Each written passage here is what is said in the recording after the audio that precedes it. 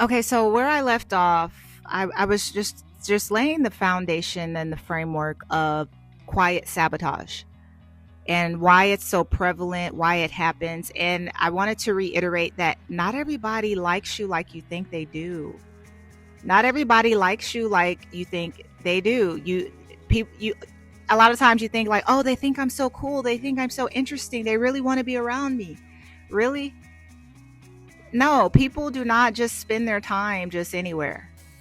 No, that doesn't mean because they want to be around you that they just think you're so cool and they like your energy is just healing and they just have to be around you. No.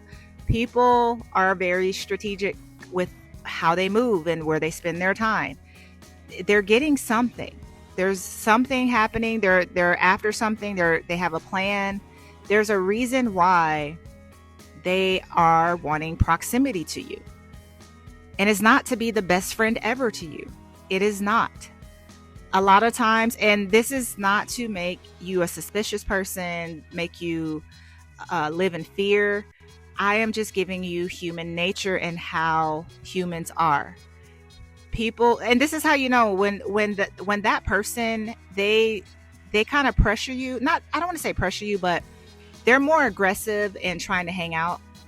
Like all of a sudden they're like, "Oh, we should hang out." Like, "Oh, what are you doing Saturday?" Oh, like it's like they're trying to really push the relationship forward, and you're kind of I don't know. I just see a picture in my hand where you're standing still, and then they kind of grab your arm and then just kind of pull you. You know how you kind of pull a little kid to try to move them in a certain direction. That's just kind of what I see when I visualize that when I was talking, and it's like they're trying to steer you where they want you to go so they can get what they can out of you. And that's what quiet sabotage actually looks like. That's what quiet sabotage actually looks like. So most of the times if you have a friend, you're telling that friend, which be careful of this, but you're telling that friend your goals. I mean, if you're going out to eat, if you're on the phone, what else are y'all talking about? You're more than likely going to start talking about personal things. You're basically giving this person ammunition. So this is how they do it. So they will tell you some private stuff, right? They'll tell you like some personal stuff that might not even really matter to them, but they'll like share some pictures with you, or they'll share like a hard time that they went through, or they'll just share some personal information with you.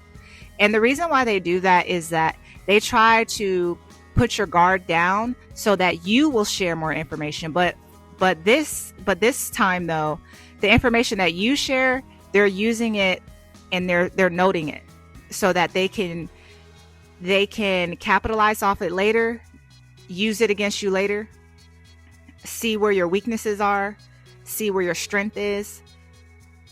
Right? That's why you see when you see a lot of friends fall out, all of a sudden all of their business is out on social media, all of their business is out on the internet. All of a sudden everybody knows who you slept with. Everybody know everybody knows what your mama did to you when you was in the 5th grade. Like all of a sudden the information that was told in confidence is weaponized against you. Right. So and that was actually a tactic that they'll do. They will come to you and share their heart with you, but it's to put your guard down so that you will open up and just freely talk to them. And don't let alcohol be involved. Especially get you drunk, get you a little lit so that your guard is down even more and you're just talking away. And they can just gather information. It's just gathering information and seeing how to weaponize it against you. So be wise with what you share. You don't have to share everything. You don't have to go into detail. Change the subject. Think about if I told this person this, is this something I would want someone else to know? And if that question is a no, do not tell them that. Do not fall for that. And especially if we're talking about women. Women are great at emotionally trying to pull at your heartstring to get what they want out of you, right? Women are really good at that. So That's something that you need to evaluate. And again, if we look at the psychology behind the quiet sabotage, like that was that example, that was just one of many examples that I have. So most people, when you grow and you're elevating, it triggers comparison. Growth in others will trigger comparison because people are always evaluating. Wait, okay, they got a new car. I'm catching the bus. Why don't I have a new car? How did they get a new car? We were just riding the bus together and they have a new car. So growth in others can trigger comparison in the small minded. Because for me, I don't know if well, I know why I'm different because I've done the work. But when I see a friend, or not even a friend, if I see someone like that I follow on social media and they're leveling up, I'm acting like that's my best friend. Like, oh my God, congratulations. I love it. You look good in your new car. Congratulations on the apartment. Congratulations on this, on the new job, the college degree. Like that encourages me.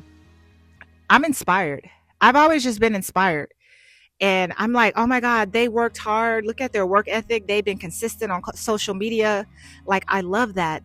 That's what, and I'm like, that's what a work ethic will get you. Like when I see other people in the music industry and I'm like, wow, look at how hard they worked just to get a 3-minute result. Like that's the kind of dedication that I hoped, that's what I look at. I'm looking at the work behind it. And I'm like, wow, that's so amazing. And I'm looking at the mindset behind it. I'm not like, oh my gosh, she thinks she better than me because she got a new car. Oh, she probably got you know how people try to discredit. Oh, she probably got a sugar daddy. That's how she got the car. You know, them Instagram people be doing that stuff in Dubai. I mean, it's just hating. It's just hating. And that's you. Some people's minds are just, you will be surprised at what people think about and their mind towards you. And when people start to compare themselves, it creates this discomfort in them. It really does, right? Have you ever been on the phone with a friend and you told them some good news and the conversation just got weird? Like, it was like their response was dry. Like, you was like, girl, guess what? Oh my God, I just got approved for the new Benz, the newest Benz that came out. Like, I went and I wasn't sure, like, credit wise, but I got approved. And then the friend is like, oh, that's so dope. And it's like slow. It's like, oh, wow. And and that your discernment is telling you they're a hater because you're just really excited. You're like, oh my God, girl, like we got to go drive it and I want to take you out. Let's enjoy the car. And they're like, oh, okay. It is, and it's just dry. And that comes from they're comparing themselves to you, and that's jealousy, and that's the discomfort that comes from growth and when you elevate and when you progress, right? And so when they're in a discomforted state, they're seeking a way to regulate it, right? And that can come from the secret, and that leads to the secret sabotage. So they want to secretly sabotage you because it helps them to regulate their discomfort. Ooh, let me say that again. They want to secretly sabotage you because it helps them regulate their discomfort. So the title of this video is How Some Friends Quietly Stop You from Passing Them. How some friends quietly stop you from passing them. So in order to, it's like, when you have a stomach ache and you take some medicine, you're just trying to alleviate that pain and that discomfort. This is the same thing. But what they use is they quietly and secretly sabotage to try to regulate the discomfort that they feel when they are around you, when they're talking to you. So sometimes people, they manage their discomfort by managing you. So how does that work? So let's say even before you got the car, you talked to them and you were like, man, I'm thinking about getting this new Mercedes. Um, what do you think? I really think I can do it. I think it will look good for my brand. I'm just gonna go to the dealership, and then here they come. I don't know, because my mom had that car, and it was just a lot of problems, and then the maintenance is so high. I mean, do it if you think you can, but it's just so much to regulate, and then also, you know, it doesn't compare to a Range Rover, or it's just, and it's not. I'm not saying that some friends can't be honest with you and tell you like the truth about things, but how they frame it, it's in a way to make you, they're strategic in saying it in a way to where you just don't get the car. Because man, if she gets the car, she's going to look better than me, and then I have to ride in her car and act like I'm just happy for her, and then that's going to create discomfort. So I would rather her not get the car. So let me just say, my mom had the car, and this is just an example. This, I'm telling you, these are this it's a lot of psychology that people try to use, and I've been through it so much that I can pick up on it so quick. I can pick up on it so quick. Probably why I don't have a lot of friends, because I can see this from a mile away, and I'm very careful with what I share with people. I don't share my moves anymore. I don't share what I'm going through. If I have to talk to someone, I talk to God. I talk to myself.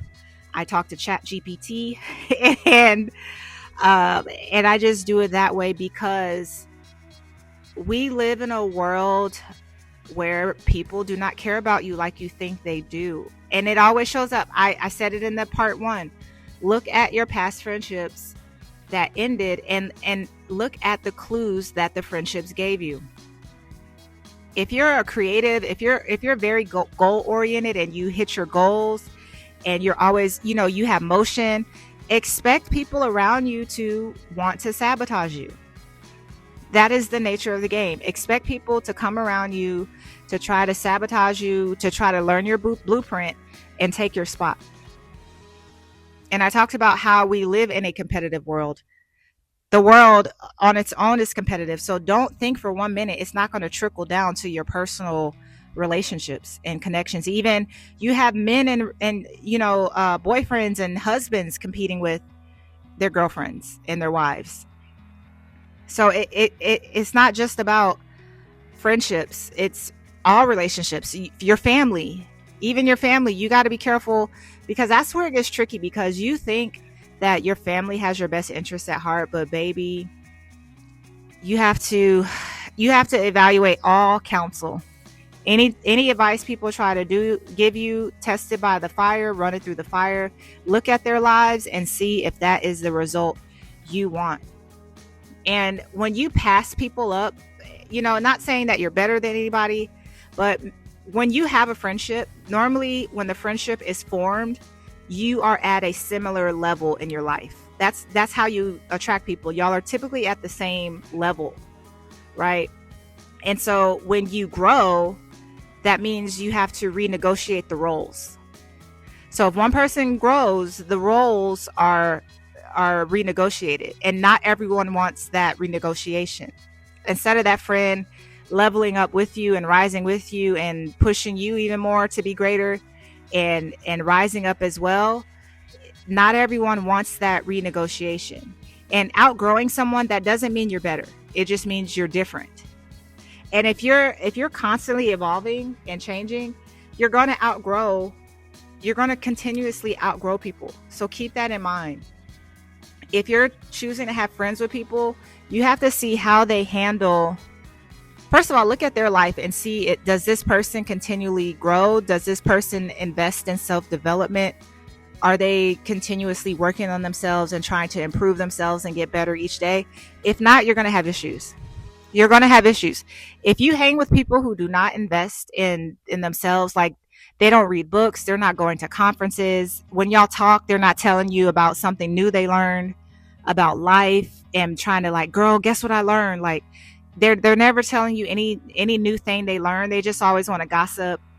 talk about who they're dating, talk about celebrity gossip, but they never really have any real depth to them showing evidence of internal growth. You're going to have issues, especially if you are a person who's always evolving. That's me. I'm always evolving, baby. I'm going to always get better. I'm always leveling up. I'm always thinking, how can I go to the next level? How can I, okay, I did this way. How can I do it even better? Like, I'm always going to be self-improving. And if you are around people who do not self-improve, here comes, they're going to come and try to secretly throw you off. They're going to try to quietly stop you from passing them. Let's say, you said, man, I'm going to lose this weight. And I see this a lot. I'm telling you, you have two friends. Tell me if I'm wrong. You have two friends who are overweight and they enjoy eating together and going out, buffets, trying new foods. Have that one friend decide that they don't want to do that anymore and they want to lose weight. And that friend starts to lose weight and starts getting finer. Yeah, she's not going to be friends with that other girl anymore.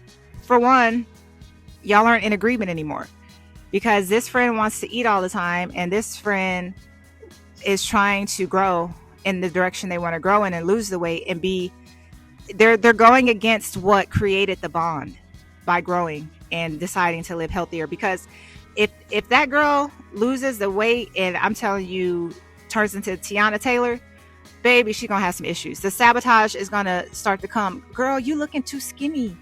Girl, you getting too skinny. You need to eat, girl. Let's go get something to eat. All of a sudden, they're trying to tempt you to go out to eat or be like, hey, I got tickets to this.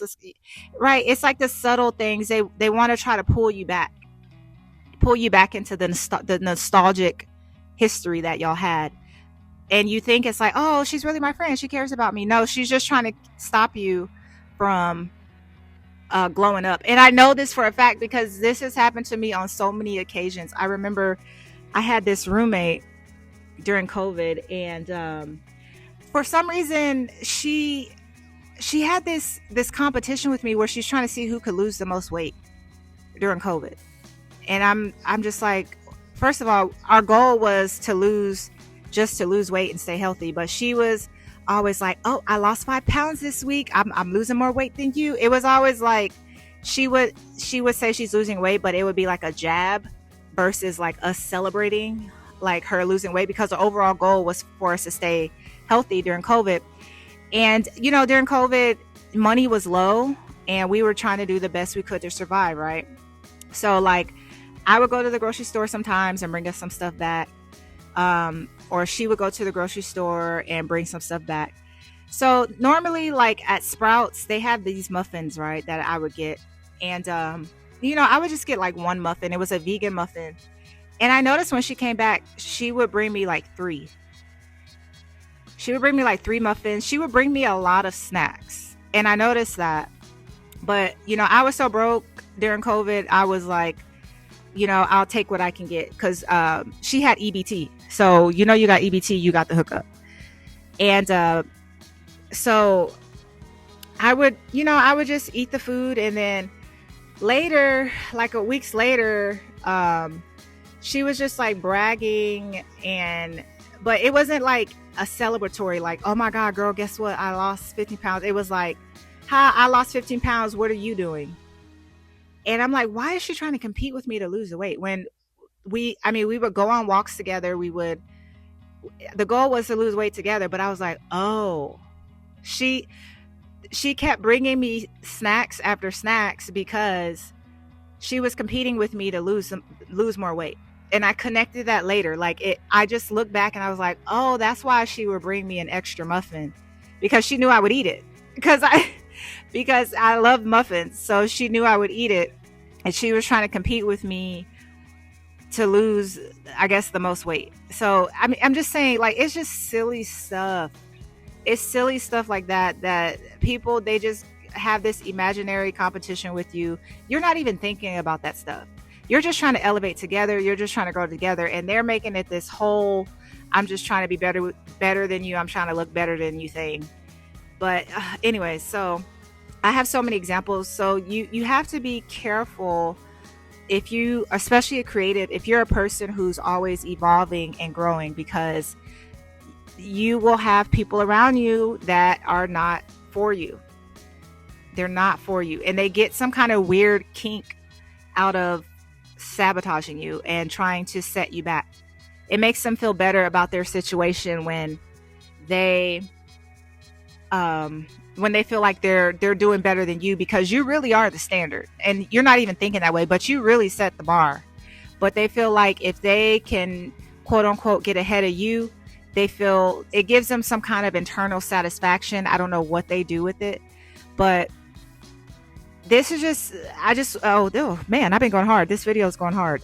We're at 20 minutes already. So this is just something to think about. I hope something triggered you to really evaluate who's around you, why they are around you, what exactly are they saying in your ear, what information do they know about you, why are you friends with this person anyway?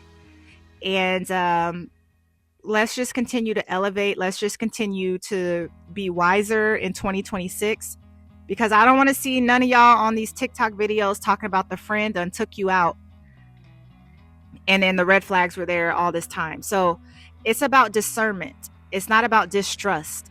I'm telling you, it's about discernment. It's not about distrust. It's not about fear.